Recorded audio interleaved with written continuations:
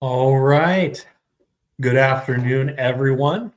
Welcome to the very first segment of the morning slate recap from the Sideline Podcast. Welcome to whoever is listening. Follow us on X at Sideline FF Pod. You can also follow me at TSP_Booker. Thanks for joining the live stream this morning. It's actually afternoon now, but I'll be recapping the fantasy football action from the morning slate of games, top performers, big upsets, and everything you need to know if you were not able to watch the games. And so feel free at any point to drop a comment or, if you have a question or have anything to say. As I said, this is our first time doing this segment. My co-host, Kevin, is not on this one because he has a job, and I also have a job, but I don't have to do it right now. And so this is my job for right now. But we will be going live later this evening where we will both be on, and it will be just like the normal live stream that we do on Saturdays. And so without further ado, we want to just start off by going over that Ohio State and Indiana game. I thought that was going to be a much better game than it was. And when Indiana drove down on their first drive and scored a touchdown, and it was 7-0 in the first quarter, I was pretty hopeful. I am not an Ohio State fan, but they obviously are an elite team. Big top performers for that game. Goodness. I think that I would have to put Emeka Egbuka, wide receiver for Ohio State. He had 7 for 80 and 1. Someone who also has come on as of late is Carnell Tate for Ohio State. He seems to be getting the ball or targeted a lot more. He had 4 for 68, no touchdowns, but he seems to have an uptick in targets, which if you have him, you're quite happy because he's obviously a stud. Jeremiah Smith had a bit of a more quiet day, 3 for 34 and no touchdowns. On the other side with Indiana, as I'm looking at this, Curtis Rourke, I thought he was going to be okay in this game. Granted, Ohio State has an elite defense. Curtis Rourke, 8 for 18 and 68. He averaged 3.8 yards per pass. And so that was not ideal. The run game was a lot more successful, which maybe you're surprised, maybe you're not. Tyson Lawton had 15 carries for 79 yards and 2 touchdowns, and Justice Ellison had 17 for 62. So they had a lot more success running the ball against Ohio State. Another thing that, and this is not fantasy wise, but another thing that I know Ohio State fans were worried about was your offensive line and how they would perform today, especially with the injuries that have happened. And I think you were happy with what occurred. So decent running game for Travion Henderson and Quinshon Judkins. If you add their yards together, they went about 100 yards and 1 touchdown. So they did all right. Biggest letdown for your fantasy team, I would definitely say Curtis Rourke. He just did not put up those numbers. And if he is struggling, obviously your Indiana receivers, Elijah Surratt, Miles Price, they are also struggling. So if you had to ask me, I would still say that Indiana is still a contender for the playoff. I mean, they've lost 1 game. I like the way Cignetti plays. I think that he's a gritty coach, and I think that he'll do all right for many years to come. But as far as this year, I do think Indiana still has a shot to make it to the playoff. I don't know exactly what would need to happen, but obviously the Big Ten is not as far as like Michigan goes, and Penn State's really good as well, obviously. But I do not think Indiana is cooked. That's just my opinion. Feel free to drop a comment if you think I am blind. So I'm not opposed to being told that I'm wrong. So that's good. Next game, and my goodness, I had my popcorn out for this game. Florida versus Ole Miss. I did not see that coming, but it was pretty cinematic. We had Napier against Lane Kiffin. I know that Florida for a little while there, when people were calling for Napier to be fired, myself included, early on, people were calling for Lane Kiffin. Get Lane Kiffin in there. So I think it was very surprising to see Florida take down Ole Miss. DJ Lagway, 180 for oh goodness, 10 for 17 for 180 yards and 2 touchdowns. He had 1 interception, but I mean, the kid's a true freshman. So he had some crazy throws that you would not expect to be completed, and they were completed. Let's see. If you had Montrell Johnson and Jaden Baugh, the rushing attack, two-headed monster for Florida, you were quite happy as well. Montrell Johnson had 16 for 102 and 1. Jaden Baugh had 13 for 46, but also Jaden Baugh had 1 for 25 and 1 touchdown at receiving, which those receptions are pretty important in the playoffs, which is what we are in with Campus to Canton fantasy football. And so I have made it to the playoffs. We'll get into exactly where I am at against my opponent. If I win this week, I will be in the final, and it is a money league, so I might be heading to the mall. Who goes to the mall anymore? Maybe I'll head to the mall online with that cash that I win. Hopefully, I win. But yeah, we'll get into that a little bit later. This is not going to be a super long stream because it is a newer segment, as I said. So on the Ole Miss side, Jackson Dart went 20 for 32 with 289 and 2. He ended the day. I don't have his exact ending stats. You know what? Actually, he ended. Those were different stats. These were. Whoops! I apologize, everyone. This is the danger of live streaming, is that things change as you go. The good news is I have access to the final numbers here. So DJ Lagway ended with 10 for 17 for 180 and 2 and 1 interception.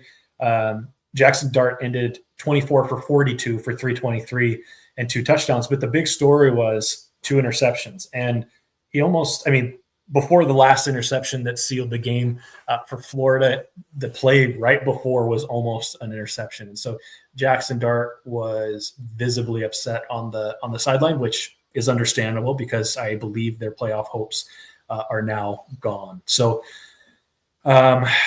let's see. Jackson Dart also ran for 71 yards. And so when your quarterback is able to run, those points obviously are super helpful. Caden Lee for Ole Miss, and 6 receptions for 94 and 1. I actually had Caden Lee on my fantasy team earlier this year, and I forgot exactly what I did when I don't know why I got rid of him, but it was probably for good reason. The big story here, though, for Ole Miss receiving, Trey Harris, 1 for 43 and 1. He went down with an injury that looked very similar to the one that he was holding the same hip or what? Yeah, just that side of his body that he had hurt before. And it seemed like Jackson Dart knew immediately, like, he's hurt in the same way that he was hurt before. So we're not entirely sure if you will see him again for the rest of the year. So, biggest letdown, I would say, my opinion, probably Antoine Wells or Trey Harris, because you had just 1 reception for each one of those. Trey Harris might have saved it with getting that touchdown, but having to go out early in the game did not help. But Antoine Wells, Juice Wells, I traded him recently as well. He's just not produced like he did at South Carolina. He had 1 for 25. So I would probably put him as the biggest letdown, but maybe people already saw that coming. So I would love your opinion. Feel free to comment or just post and tag us. What happened to Ole Miss this year? What's your opinion? And does Lane Kiffin, is he a good coach?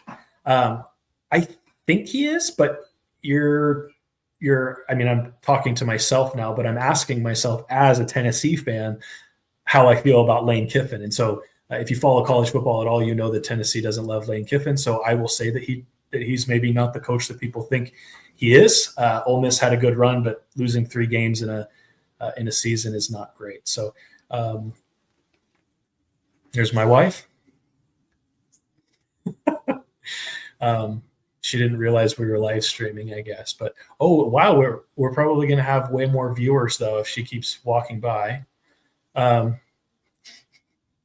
Just kidding. I got to look for that one. So top QBs so far this week. Kyle McCord. He had a day. I have him on my team. He ended with 470 yards and 2 passing touchdowns, as well as 1 rushing touchdown. So he had 34.9 points in Fantrax. He tore it up. You're very happy if you have him on your team, and I do. So I'm pretty happy about that. And then we also have Carson Beck. Now they were playing UMass, and that was a lot closer of a game than I think anyone saw coming. So take that for what you will. Carson Beck, though, he bounced back, and he should have against that team. And he ended with, according to my stats here, oh goodness, well, 4 touchdowns. So it looks like he threw for 289 yards and 4 touchdowns, and so that's a big day. Nico Ayamalieva, I said that right, against UTEP. Big day. Did not have a great week last week, but looked good this week, as he should have, against University of Texas El Paso. As far as maybe people that are players in the early games that you were not super excited about their performance, I feel like you were probably pretty happy if you had anyone playing in the early games. It looks like you had at least 15 points from Will Howard and Luke Altmaier. DJ Lagway, he had at least 14 points. No real big letdowns. I think maybe Cam Ward didn't have as good of a game as people thought he would, as I thought he would, which I'm thankful for, because he's actually on the team that I'm playing against this week. And so I'm perfectly fine with that. We'll move on to running backs. Big games from Caleb Johnson and Nate Frazier for Georgia. So Caleb Johnson, 164 and 1. He also had 1 reception for 6 yards, which is probably not noteworthy enough for me to have just told you that, but ended the day with 24 points. Nate Frazier had 3 touchdowns today, which I think he is the future in Athens. So 21 for 136 and 3. So that's pretty wild. And I mean, he had 1 for 11 receiving out of the backfield. I think that he also has good hands. And so quite a game for him. Other than that, I mean, LaQuint Allen looked good against Rutgers. Or no, he was on Syracuse against UConn. He had a pretty good game on Syracuse. Oh, is that? Yeah, for Syracuse. I'm sorry, everybody. Someone that I was surprised to see get some run today was Jordan Lyle, running back. He's a freshman running back for Miami. He had a pretty good day. He had over 100 yards and a touchdown today. Good to see Kyle Monangai back for Rutgers. He had a good day. It looks like, unfortunately, the numbers that I have here are not for the end of the games, and I probably should have seen that before going live, but I didn't. So, if you had Kyle Monangai, you're happy to see him back after that injury. That's kind of, I think I'll stop there. Dylan Sampson had an okay game from Tennessee, sorry. Let's see here. So running backs so far this morning, Jacoby George for Miami, Daryl Gill for Syracuse, Ty Felton from Maryland, all had over 23 points. in fantasy. My goodness, I had Ty Felton at one point and traded him away.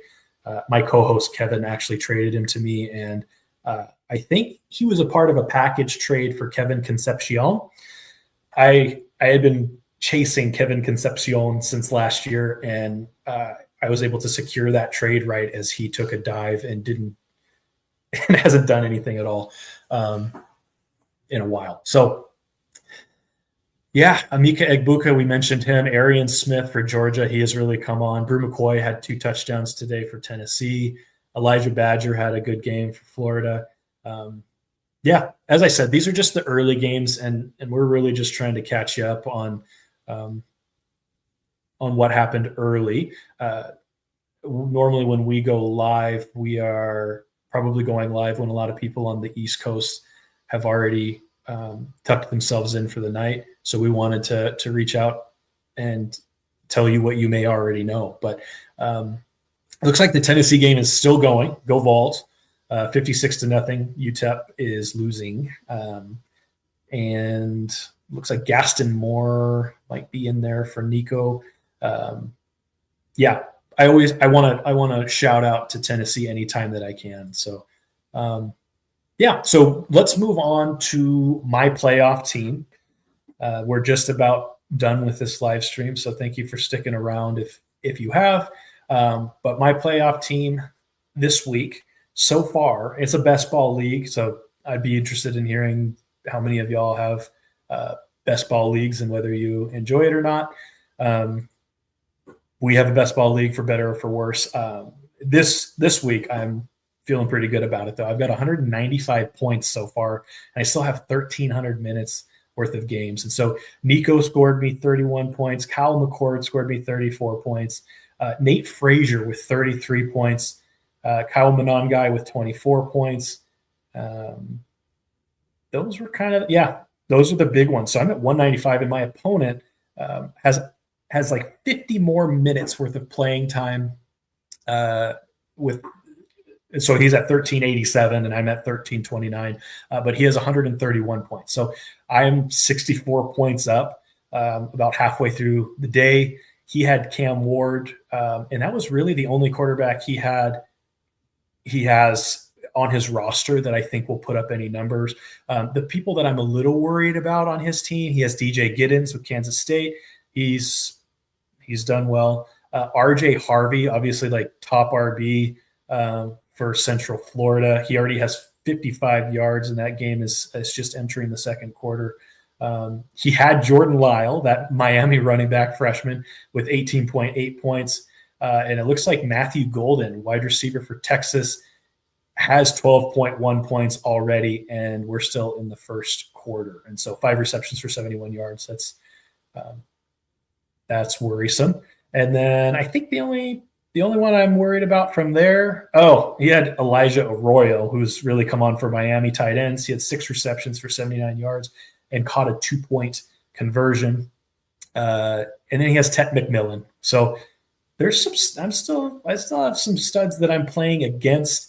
But I also feel pretty good about who I have moving forward. I still have Woody Marks, Marcel Reed, Garrett Nussmeier, Jalen Milrow, Zachariah Branch, Keandre Lambert Smith, Ryan Williams, Colston Loveland is playing right now. Joshua Simon. Oh, it looks like Joshua Simon is not going to be playing today for South Carolina. That's unfortunate. But Mason Taylor for LSU will, and he's been good. So I'm feeling pretty comfortable. By the time we jump back onto a live stream, I will let you know. It'll be further down the road, so we'll be able to tell you what's going on. So, yeah, that is it. Thank you so much for listening. Please join us later this evening for the full podcast live stream around 8 p.m. Pacific time, recapping the full day of action. My co-host Kevin will be there, so the show will be twice as good, if not more. Follow us on X at Sideline FF Pod. Like and subscribe on YouTube at the same, and ring the bell for notifications when we go live with fantasy football content.